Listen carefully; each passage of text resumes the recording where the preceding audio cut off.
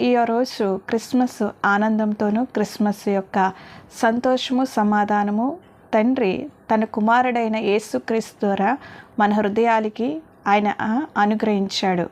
కాబట్టి ఈరోజు ఆ యొక్క సంతోషము, ఆ యొక్క ఆనందమును బట్టి ప్రతి కుటుంబంలోనూ, ప్రతి ఒక్క వ్యక్తిలోనూ కూడా మనము ఈరోజు క్రిస్మస్ యొక్క ఆనందం అనేది మనం జరుపుకుంటున్నాం.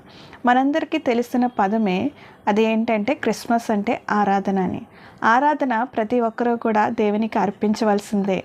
ఎందుకంటే ఆయన మన జీవితంలో చేసిన మేళ్ళ బట్టి, ఉపకారముల బట్టి, ఆయన తన కృపలో మనల్ని జ్ఞాపకం చేసుకుంటున్నాడు కనుక మనము ఆరాధించాలి, ఆయన్ని స్తుతించాలి, ఆయన ఘనపరచాలి, ఆయన మహిమపరచాలి. కాబట్టి ఈ యొక్క క్రిస్మస్ ఆనందంతోని మనం అనుదినము చేసే ఆరాధనతో పాటు ప్రత్యేకమైన ఈ యొక్క శుభ దినమందు, శుభ గడియల యందు కూడా